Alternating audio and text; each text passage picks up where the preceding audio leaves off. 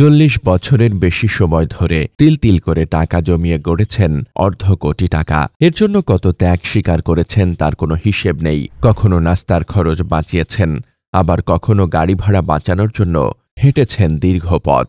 এই পৃথিবীতে এখনো কিছু মানুষ আছেন যারা বেঁচে থাকেন শুধু নিজের জন্য নয়, অন্যের জন্য, মানুষের জন্য, মানবতার জন্য। তাদের নিঃস্বার্থ আমাদের ক্লান্ত সময়ে এক ঝলক স্নিগ্ধ বাতাসের মতো। এমনই একজন বিরল হৃদয়ের অধিকারী মানুষ হলেন কাজী মোহাম্মদ আলী। কাজী মোহাম্মদ আলী পেশায় একজন সাধারণ চাকুরিজীবী। জীবন তার খুব সাদামাটা, নিরাভরণ। ধনকুবের নন তিনি, নেই কোনো জমি ফ্ল্যাটের মালিকানার অহংকার, কিন্তু তার হৃদয়টা যেন এক বিশাল সাম্রাজ্য।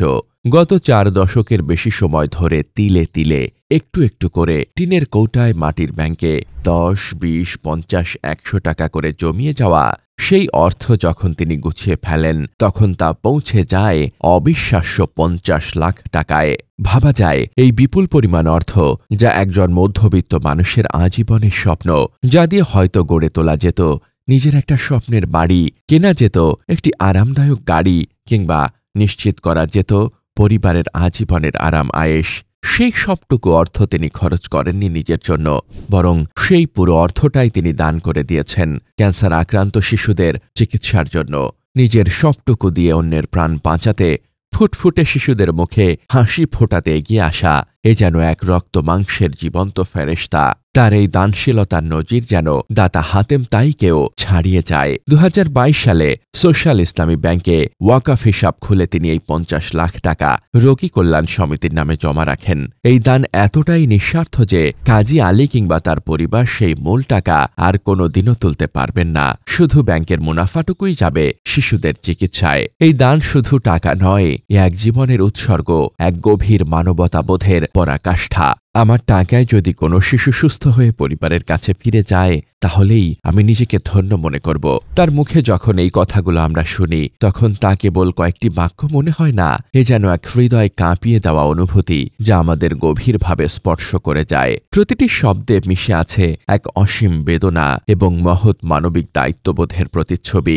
এক বুক কষ্ট নিয়ে তিনি যখন বলেন তার নানা, মা, এমনকি ছোট বোনের মেয়েও ক্যান্সারে মারা গেছেন, তখন সেই যন্ত্রণা আমাদের অনুভব হয়। এই ব্যথা তার নিজের রক্তে মিশে আছে। প্রতিটি নিঃশ্বাসে যেন ওই হারানো স্মৃতি তাকে তাড়িয়ে বেড়ায়।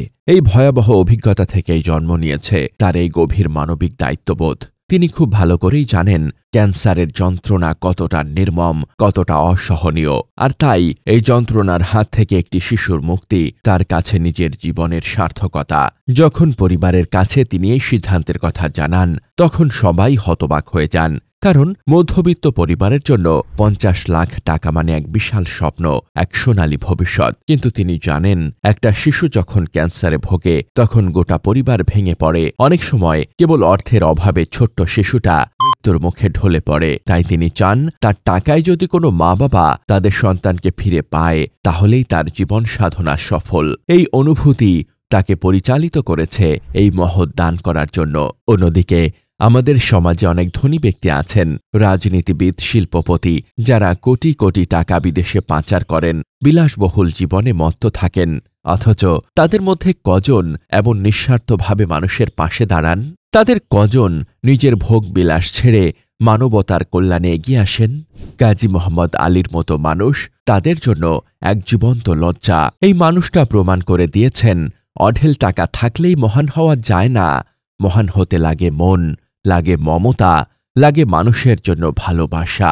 তার এই কাজ আমাদের শেখায় ইচ্ছে থাকলেই একজন সাধারণ মানুষও অসাধারণ হয়ে উঠতে পারে, যা হয়তো অনেক ক্ষমতাবান মানুষরাও পারে না। কাজী মোহাম্মদ আলী এক অনুপ্রেরণার নাম, এক জীবন্ত উদাহরণ। মানুষ চাইলে কি না পারে। তার এই মহৎ উদ্যোগ কি আমাদের সমাজের অন্য ধনবানদের মনে একটুও সাড়া দেবে না?